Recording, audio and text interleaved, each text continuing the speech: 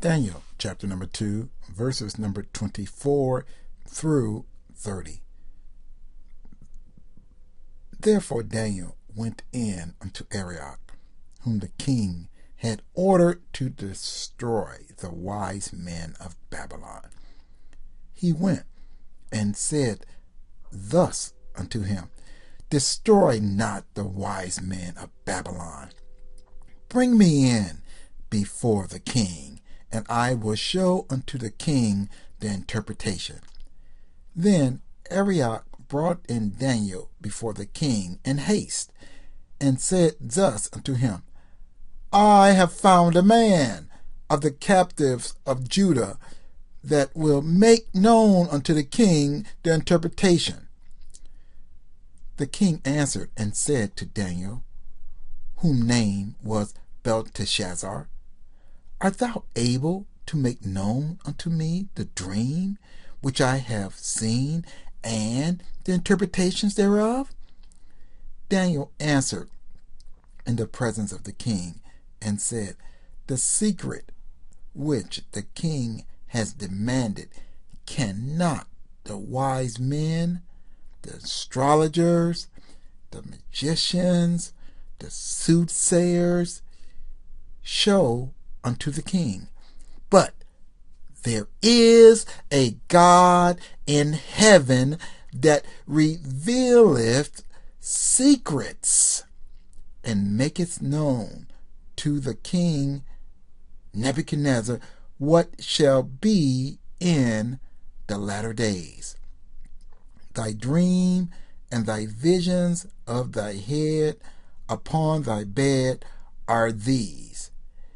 As for thee, O king, thy thoughts came into thy mind upon thy bed, what should come to pass hereafter. And he that revealeth secrets maketh known to thee what shall come to pass.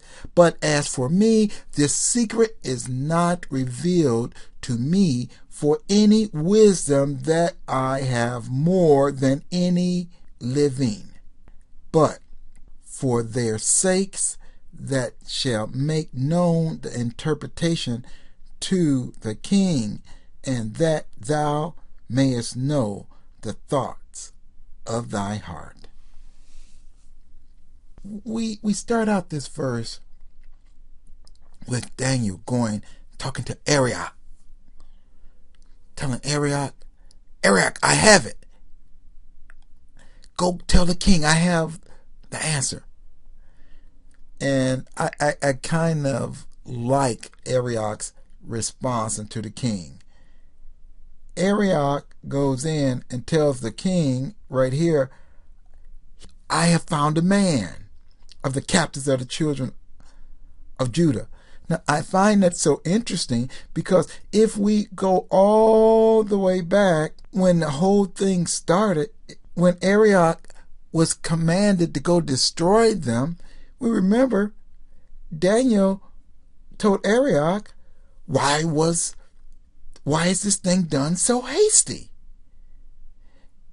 Arioch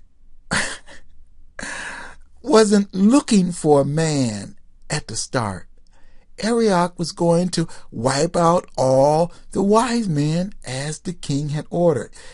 But once Daniel have found the answer, Arioch's viewpoint is to make him look favorable, or appears to be. Arioch is trying to make himself look favorable to the king. In other words, king, I heard your complaints, and I took it upon myself to try to find someone, king, to interpret the dream. And I found this Daniel. That's just a side note with this. But we go on in the story of Daniel, and Daniel was explaining to King Nebuchadnezzar that he that revealeth secrets and make known to the king what shall happen in the latter days. He that revealeth secrets, revelations.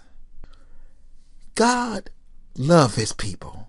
The scripture says, for God so loved the world that he gave his only begotten Son, that whomsoever should believe in him should not perish.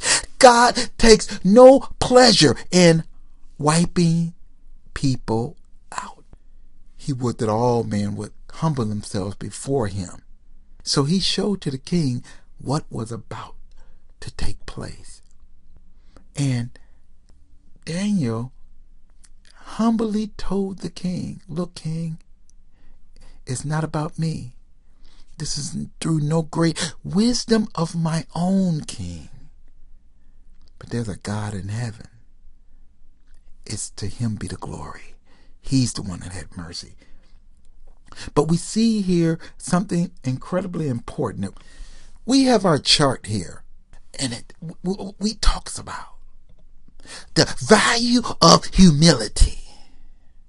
This is a great, great lesson. And that's what this story is talking about, or this part of the story. How Daniel did not get the big head once he got exalted. Even before he received the king riches, he told the king, it's not because of me. It's not because of any wisdom of my own. It's because there's a God in heaven showing you what will about to happen in the last times.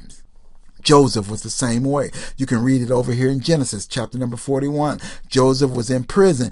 Joseph was exalted. Joseph did not become proud. So God continually allowed Joseph to be exalted. Moses, the scripture says, Numbers 12:3, he was very meek. One of the meekest men in the whole world. God exalted him when they rejected him. They constantly rejected Moses. They kept saying, who you think you are, Moses? They told him in the beginning, who made you a ruler over us? That's this very one who God did make and exalt over them. Did he become proud? No. Now, King Saul, on the other hand, did get lifted up.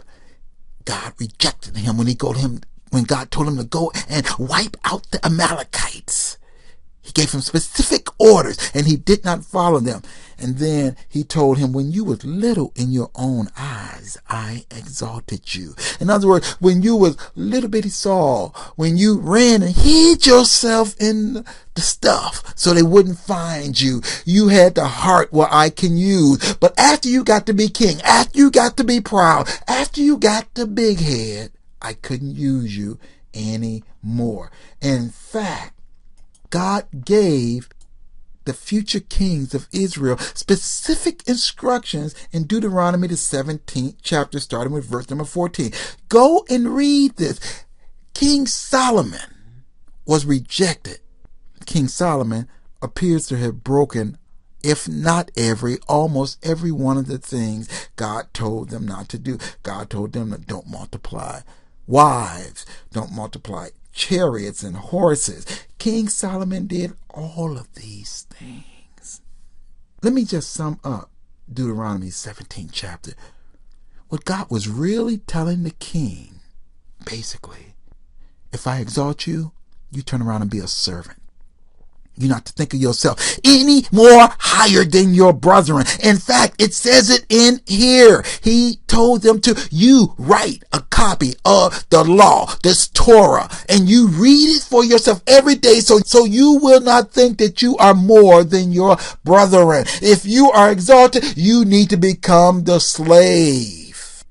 The words of Yeshua HaMashiach. The higher God makes you, the lower you have to go. Why? God never made man to be king. God never made man to be omnipotent. God is the only one that can be omnipotent. Man cannot handle that much power. Man cannot handle that much glory. That's the reason why he has to take specific steps to stay low, to keep balance. God, we bless you and we give you glory and honor.